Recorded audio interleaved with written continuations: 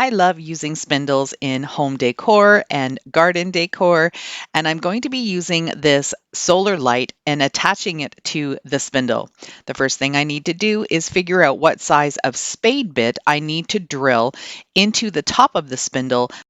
Spade bits give you a much bigger hole, which is perfect for this project. What I'm going to need to do is make sure that the bit is just a little bit larger than the bottom of the solar light because I want to be able to wedge it in and not have to use any glue.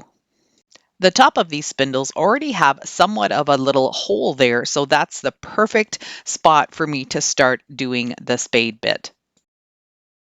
It would be great if I was able to wedge this spindle in something so I could use two hands to push my drill down, but it seemed to work out okay. What I'm going to do now is just test the hole to make sure that it is the right size for the solar lantern, and it definitely is. I'm just going to need to make it a little bit deeper so it can go all the way down. I drilled in another 1/4 of an inch or so, and now it fits perfectly. What I'm doing here is creating a base for each of the spindles. I'm going to do 2 of them. I'm pre-drilling a hole for my deck screw because I don't want this wood to split. It was an old deck board and it's really dry, so I wanted to make sure that I don't crack the board by accident. So what I'm going to do now is also do the same thing by drilling a pilot hole into the spindle. Spindles are really, really hard wood, and you definitely can't get a screw in there without doing a pilot hole first. I like to start my screw into the bottom piece first, and then I push it through a little bit on the other side so I can very easily find the pilot hole in the spindle and make sure I'm going in the right spot. I'm going to be able to fit that screw right into my pilot hole and then start putting it all together. It would have been really great if I would have had an extra set of hands here, but I didn't, so I ended up making it work, even though it was a little tough to get it started.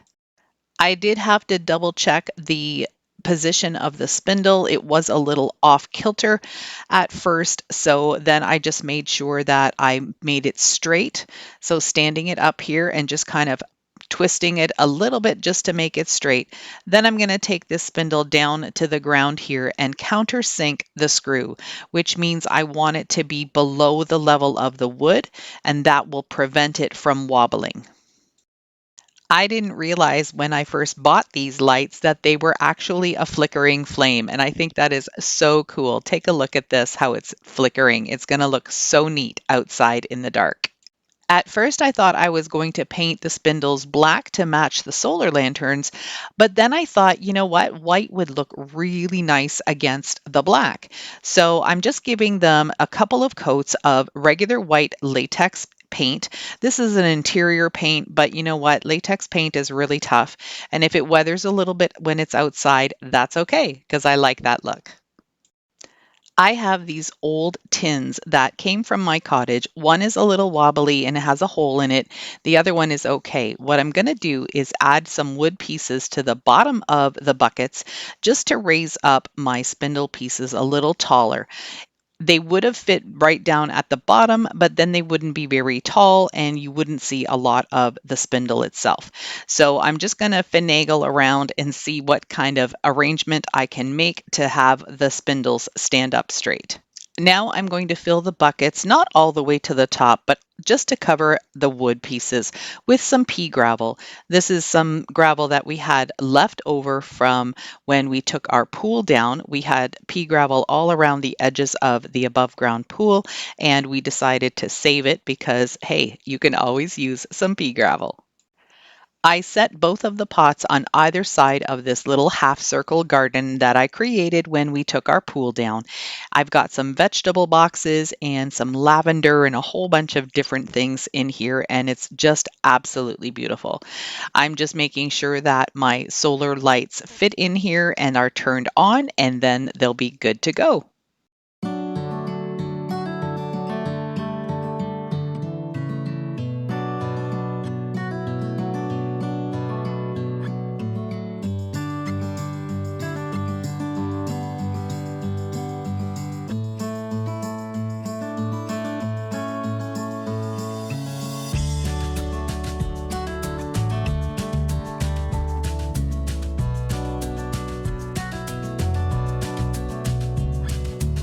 Last year, I found this watering can at Dollarama for $4, and then I gave it a two-tone paint job and added a little label to it.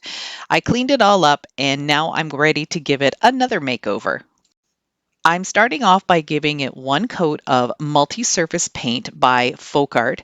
This is a white paint. It comes in many different colors. It has a satin finish, but it has a superior grip on wood, plastic, metal, ceramic. So I've started using this as a primer, and I really like how it works. Then I gave it a second coat with some Folk Art chalk paint, which really gave it good coverage. I wanted the can to have more of a weathered look, so I'm just using some chalk paint, which is called Parisian Gray, and again, that is from Home Decor Folk Art Paint. And I'm just using a chip brush that's really dry, and I'm just going to use a tiny, tiny little bit of paint and just brush it along from side to side, giving it more of a used and worn look. My sweet subscriber Pam sent me a whole bunch of these Dollar Tree rub-on transfers. So I was so excited to use this Farm Fresh flowers on the watering can. I'm just going to take a plastic scraper and rub really hard on it, making sure that it all sticks. I did get a couple of spots that didn't stick properly, but you know what? That's okay. It looks like it's old and weathered, and that is the goal for this piece. Rub-on transfers are super easy to use. I know the Dollar Tree carries a lot of them. You can purchase some on Amazon, although I have not done that yet. And I know the IOD transfers are super popular right now. The way I check to see if my rub-on transfer has adhered to my project is to take a look at the top sheet. And if the letter looks a little bit lighter, that means it has pulled away from the top sheet and it's now attached to your project. So just take your time and just check it every once in a while to make sure that it's attaching properly. I wanted to add some florals kind of dripping out of the watering can, so I'm just using my drill with a smaller drill bit and making some holes into the already existing holes that are in the spout of the watering can. Then I'm going to take some of my artificial flowers and push them into these holes and get them arranged the way I like them. I've got a mixture of a whole bunch of different sort of hanging and drooping flowers. I have some delphinium that I just bent the wire so it would drape nicely. I'm also using some of this little vine that I picked up at my dollar store. It's got little white flowers and little purple flowers. And I'm also going to use some of the drooping flowers that are yellow from the Dollar Tree. You can get yellow ones, and I've seen purple and I think I've seen blue there as well. Make sure when you're doing something like this, you stand back every once in a while and take a look at how it's hanging. I'm going to have to do some adjusting before this gets to look the way I want it. I wanted to hang this watering can on a hook that was already there from our pool. That didn't turn out. I tried using cable ties and all sorts of different things, but it just wouldn't stay in the position I wanted it to. So I ended up taking it back into my garage, drilling a hole in the side of the can, and then literally just screwing it to the fence board. I really love how this looks in the garden, and I think it just adds a little bit more of an accent to an empty fence wall.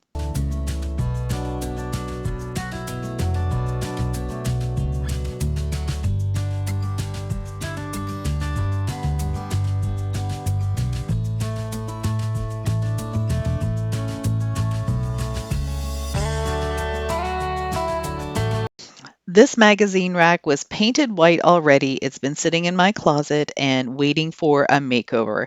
Rather than getting it into the trash or the dumpster, I decided to add this to my little vignette on my fence wall. I'm using the same Parisian gray paint and giving it the same type of distressing that I did for the watering can. This is probably one of my all-time favorite stencils. I picked these up at Hobby Lobby when I was in Texas about 6 years ago. I don't have Hobby Lobby here in Canada, so it'll be really exciting to be able to get there one day again. I'm just going to tape this on. It's the perfect size for this piece, and I'm going to use some makeup sponges with green and black paint, and I'm just going to go ahead and do some different designs on here using the colors sort of opposite. So I'll start with the green, fresh flower, then the black will be market, the seed stems and blooms will be green, and then the florals and those little lines and stems will be black and green.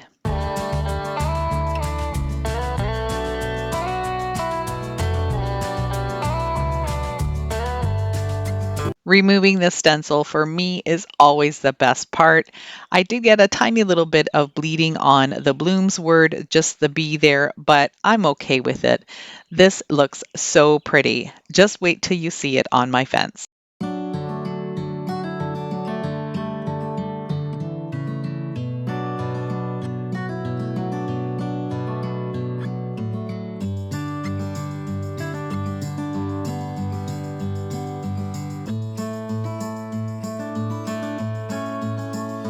Here's a look at my garden wall. I think it's beautiful. I also added this already painted wood frame.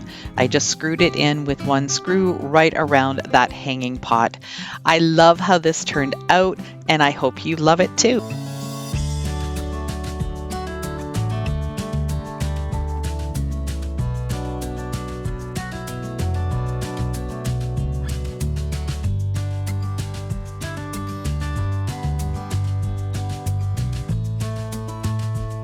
I am so excited to share that spring and summer has finally arrived here in Canada.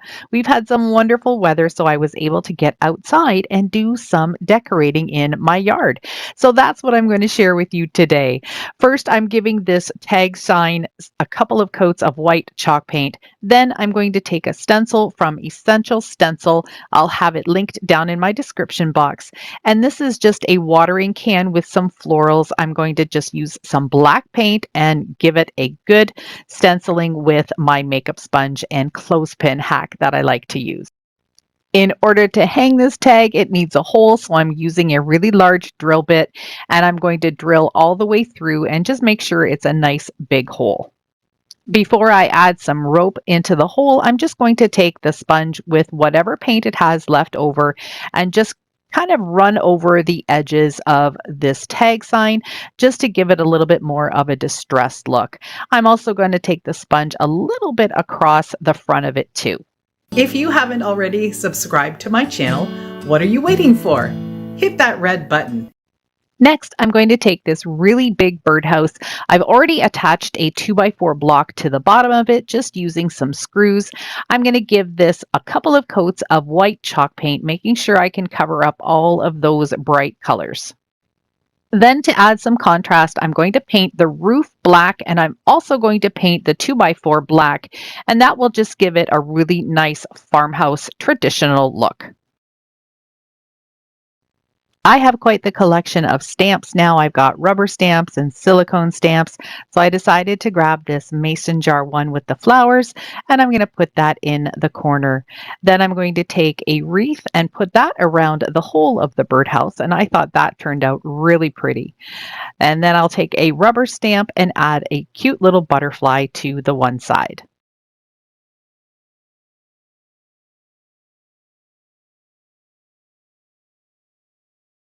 For the roof of the birdhouse, I'm going to use this little garland stamp. Now, this is something from a dollar store, I believe, and I'm going to be using my block. I finally found the block, and I know a couple of you have asked, why don't I use a block?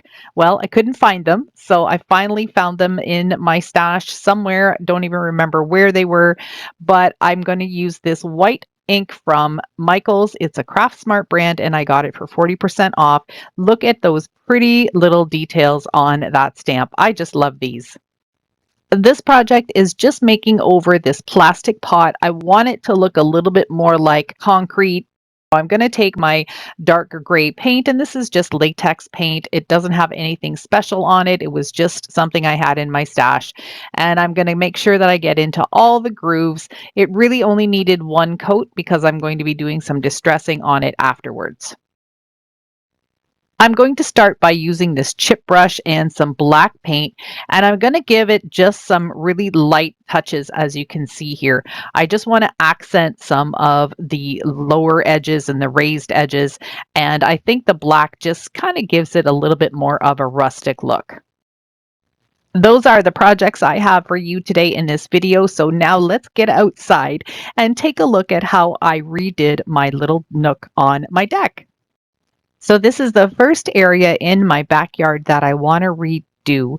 It has a bunch of junk just sitting here, but this is the area in between my sliding door that comes from my dining room and the gate where we go outside.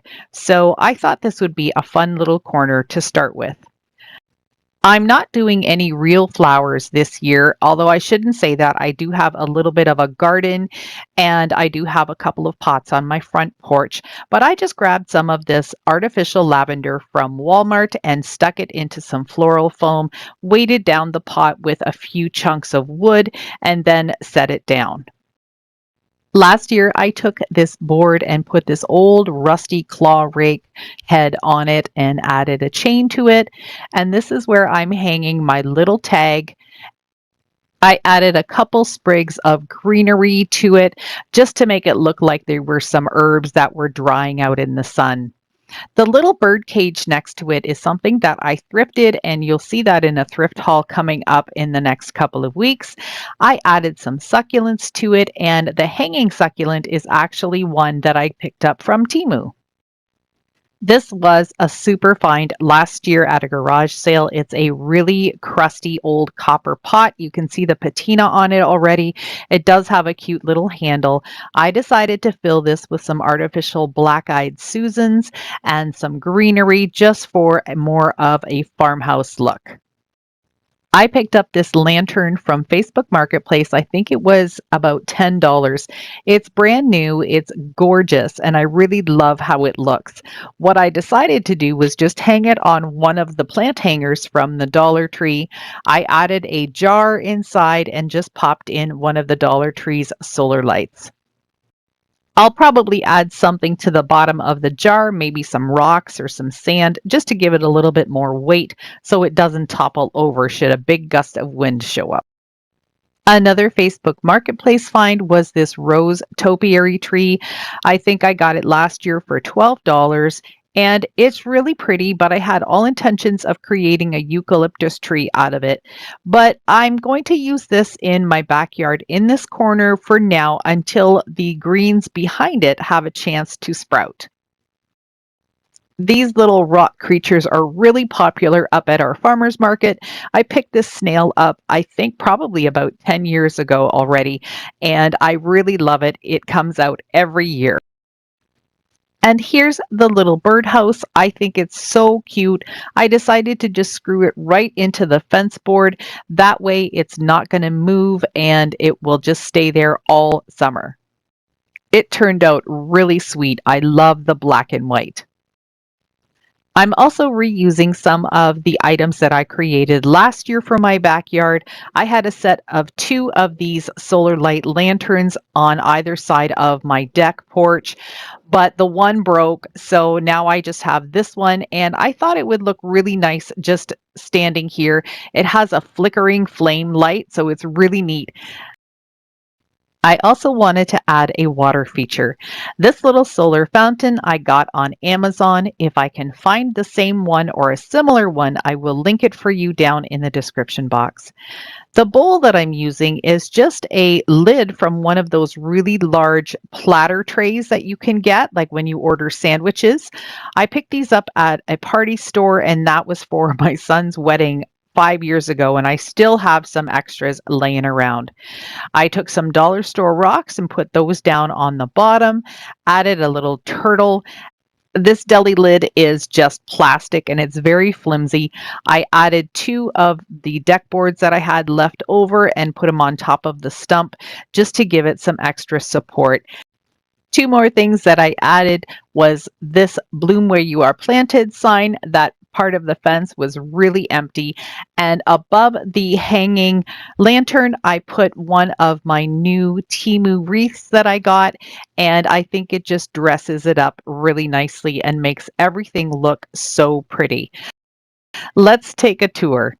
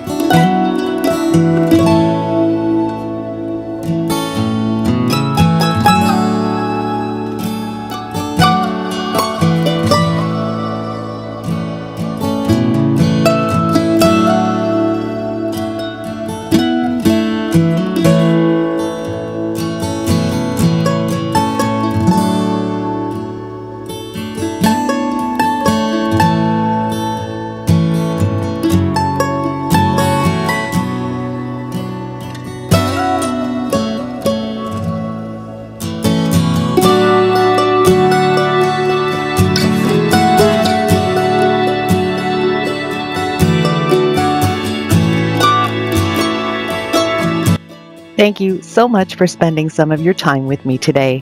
I hope you enjoyed this video and got inspired to start decorating your outdoors for the summer season. If you liked this video, here's a couple more that you might want to take a look at. Don't forget to hit that like button, subscribe button, and the notification bell. You don't want to miss out on anything else I have to share. Bye for now.